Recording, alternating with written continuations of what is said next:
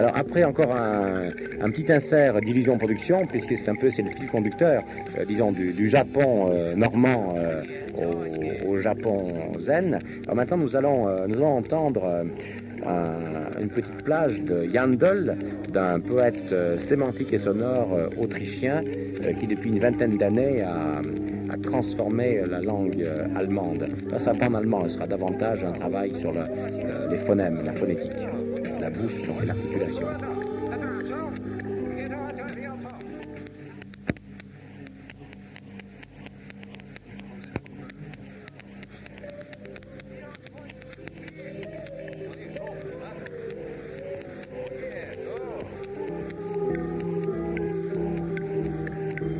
At the great poetry reading in the Albert Hall on June the 11th, 1965, the most popular event of all was a reading by the Austrian poet Ernst Jandl of a number of his sound poems. This success was in large part due to the outstanding quality of Ernst Jandl himself as a performer, but it also indicated the very intense emotive power of language used in the border area between poetry and music. The BBC Radiophonic Workshop has already experimented in this area with recent programs of sound poems by Bob Cobbing and orchestrations of poetry with electronic sounds under the direction of Rosemary Tonks. Well, this evening you're going to hear perhaps the most extreme development of this technique so far.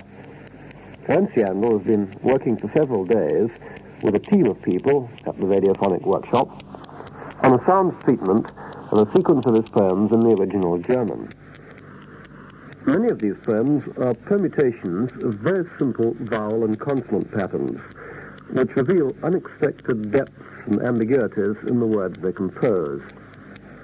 For example, a simple word like Frau, meaning woman, becomes a mixture of pushing and yelping sounds, which effectively, and I think very amusingly, act out the problems of a marital relationship. This poem's title, Pain Through Friction, suggests both a psychological and a physical rhythm for this. In listening to this poem, and to the other ones in the program, I hope you'll keep a completely open mind. Indeed, perhaps in calling them poems, I'm already anticipating the wrong kind of response. In many ways, this is a music program, and the free flow of the sounds with their associations should work perhaps more like a vocal piece by Luciano Berio or Stockhausen. I should add, by the way, that all the sounds you'll hear were made by the voice of Ernst Jandl himself. To start with, an impressionist poem in the country.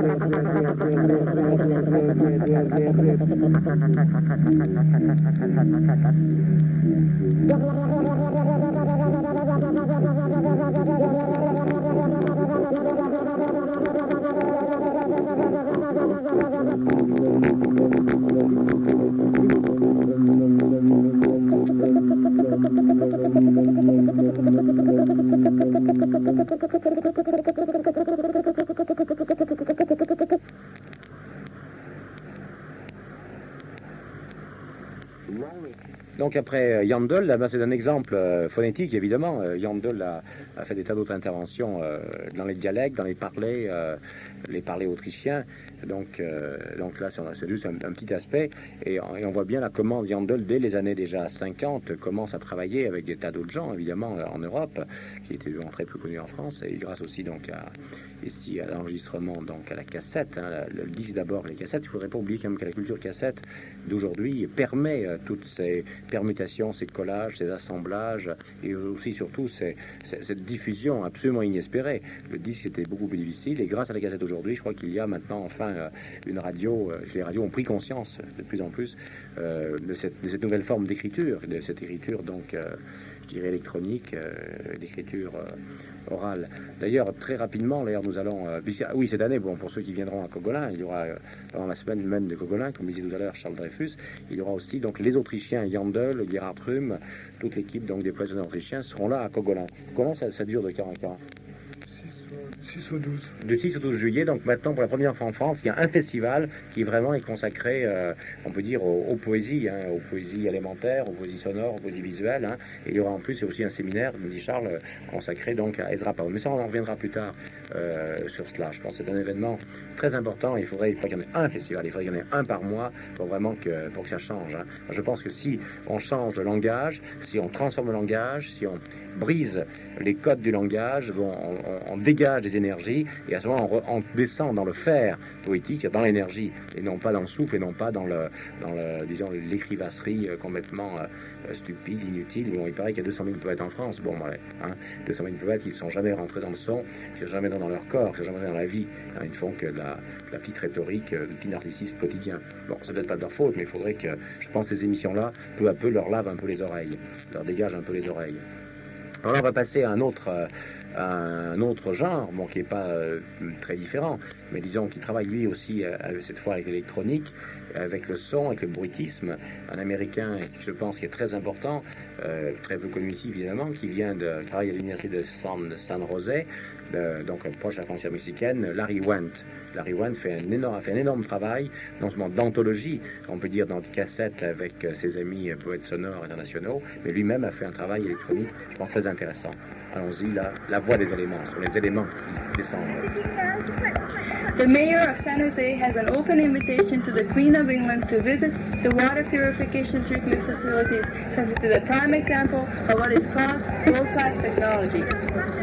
The waste received at the plant are extremely difficult to treat due to the exceptionally heavy concentration of canneries and exotic circuit manufacturing firms in the service area. The problem is further complicated by the lack of a cumulative capacity of the water at the south end of San Francisco Bay. Comprehensive pilots have been completed in 1968 and 1969 concluded that a modified activated sludge process known as the Klaus rectification interchange process provided the highest level of secondary treatment for the waste received at the plant. The secondary treatment and additional cleaning with structural presentation that shows the synthesis of 22 opportunities were completed in 1960. Welcome to San Jose in the Santa Clara Valley, California's city of discovery. The richest treasure of San Jose is the delightfully warm year-round climate. Boasting average high temperatures of 96 degrees in July and 48 degrees in January, San Jose's climate is ideal. Our fruit and other produce used to find its way to tables around the world. As an agricultural center, we had a long history. Long-forgotten tribes of Indians cultivated these lands for centuries. First discovered by Spanish explorers in 1769, this sunny environment fostered San Jose's beginnings and nurtured the hundreds of orchards and vineyards which established the valley as an important agricultural center for a short time. 200-year-old San Jose was California's first civil settlement and later became the state's first capital. By the beginning of the 20th century, the Santa Clara Valley had become an international mecca for the gourmet. Why, even President Harding would periodically make 2 special train trips to San Jose's famous Vendome Hotel just to eat raw mussels freshly gathered from the mudflats of Aldiza. Today, San Jose is still creating landmarks. As a pioneer of the future, Santa Clara Valley is a pulsating electronics and high technology center.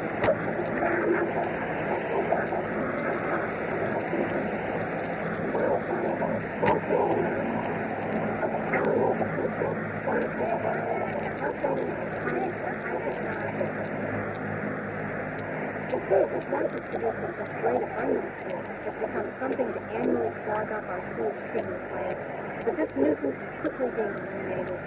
All the unsightly, run-down orchards are being replaced by tastefully modern townhouses and condominiums.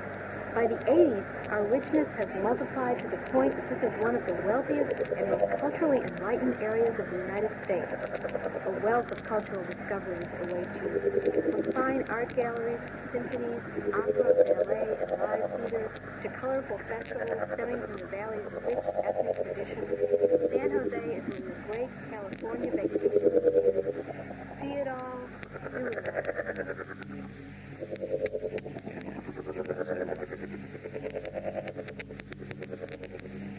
Tu les laisses, hein. Alors après, donc là, tout avec en fond Larry Wendt, hein, en fond, tu les gardes en fond, tu les fais un peu monter, hein. Larry Wendt là, qui avec l'électronique, justement nous plonge dans un univers, disons, dit artificiel, mais en fait nous plonge dans l'univers animal. J'espère que chacun a senti là les crapauds, les grenouilles, l'immense vibration terrestre, tellurique, et là, à travers l'électronique. Et donc, avec la rewind, il n'y a plus de séparation entre les voix humaines, les voix électroniques, les voix animales. Tout ça, c'est un immense flux cosmique. Et ce n'est pas par hasard si encore c'est un Américain, c'est pas que les Européens n'ont pas ce sens-là, mais là-bas, ils l'ont peut-être beaucoup plus, parce que c'est le Mexique, l'immensité des terrains, c'est bon, c'est peut-être le Japon, le Pacifique, je ne sais pas, mais il y a quelque chose qui se passe vraiment en Amérique. Il y a vraiment des antennes. Et là, nous allons passer d'ailleurs, tout après, un autre Américain, un immense Américain, un ami de John Cage, qui est malheureusement très peu connu ici, je veux dire, vraiment totalement méconnu, dans son travail textuel, dans son travail sonore, c'est le grand Jackson Maclow, avec un extrait de Black Tarantula. Et là, c'est la synthèse, mais disons, là, c'est la traversée entre, non pas le Japon et les États-Unis, mais ici entre les États-Unis et l'Inde.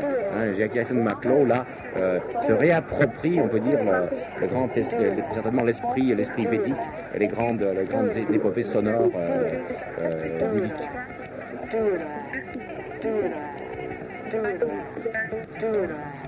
Oui, c'est ça. Oui. Oui, alors là, donc maintenant, nous allons donc entendre donc une plage, un extrait, malheureusement, parce que le travail de Jackson Maclow, c'est un travail qui se manifeste dans le temps, dans un temps très long, et Jackson Maclow, donc depuis, ça fait bien combien, une trentaine d'années, hein, à peu près une trentaine d'années qu'il travaille dans justement on pourrait dire ici, bon, les combinaisons, les surimpressions, les multiples surimpressions de voix. Hein, c'est une sorte d'ailleurs de chorale. Hein.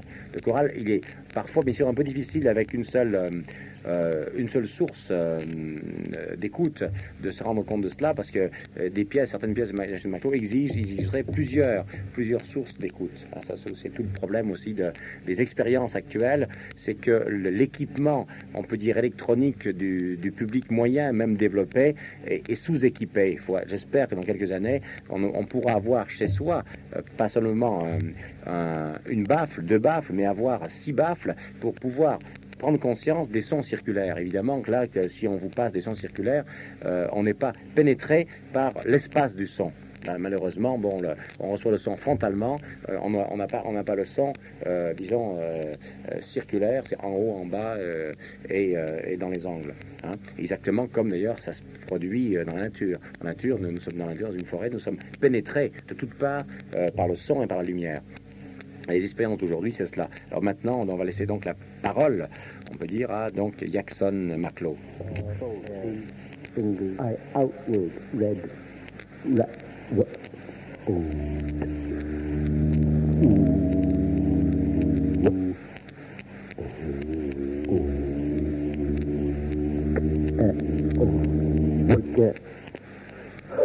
especially tiny, especially unconscious. Subject, real, interesting, identity, blows, lobotomized,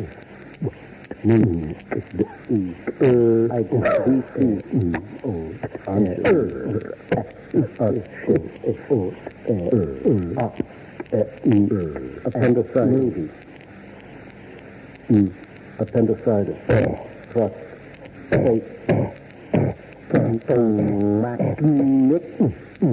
unconscious,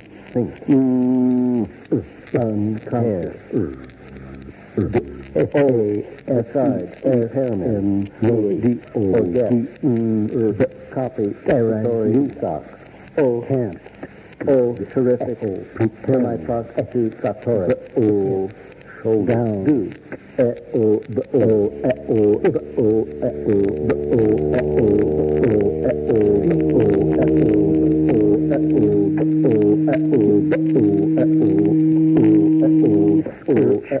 okay. Pilot, tamize, the N-A-S-R-N-I-F-W.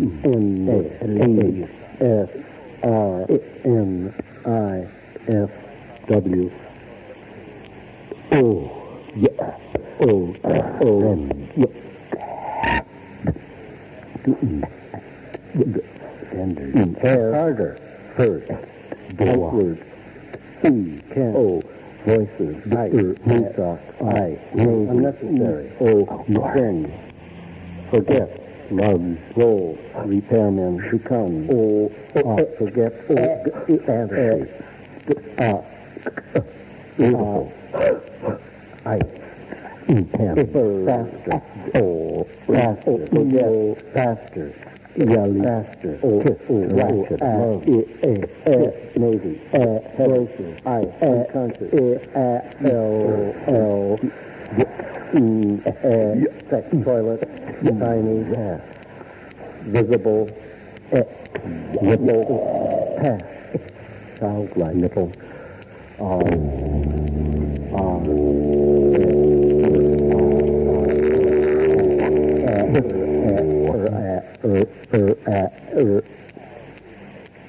especially sexual, becoming, impairment, forget, tarantula, beautiful, roll, lip, hair, hair, lip, semi-partial, lip, hair, lip, sex, lip, no, say, hair,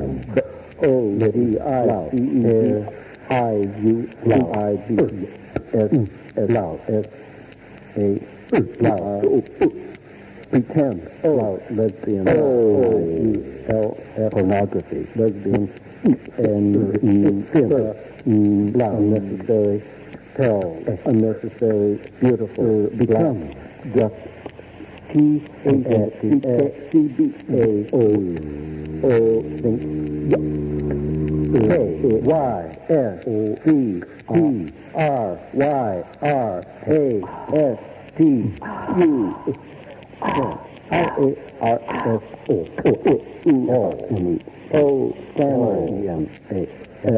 impairment, unconscious, impairment, tells, unload, story, story, forget, got, can't, unnecessary, semi-prostitute, nipple, tiny, becomes, Y-M, tiny, C-O-M, tiny, lip, unconscious, tiny, lip, tiny, toilet,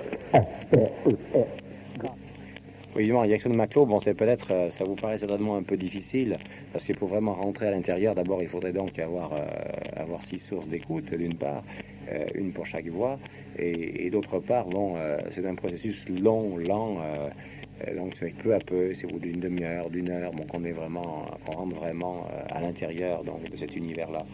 Hein. Alors là, maintenant, nous allons achever disons pas achever, mais nous allons peut-être commencer, il faudrait dire, oui, l'achèvement, c'est plus un commencement, commencer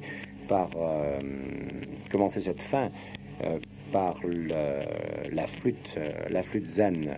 La flûte zen, donc, qui, moi, à mon avis, dépasse tout, rejoint justement la terre de feu, le pur souffle. Hein, la flûte zen, qui est une chose toute la plus archaïque, la plus lointaine, et la plus lointaine dans le sens en arrière comme en avant, puisque c'est la plus lointaine dans le présent même. Hein, où là, c'est la pure émotion, la pure vibration dans un gros bambou. Alors laissons maintenant donc à la flûte d'un des grands maîtres zen d'aujourd'hui, hein, son souffle.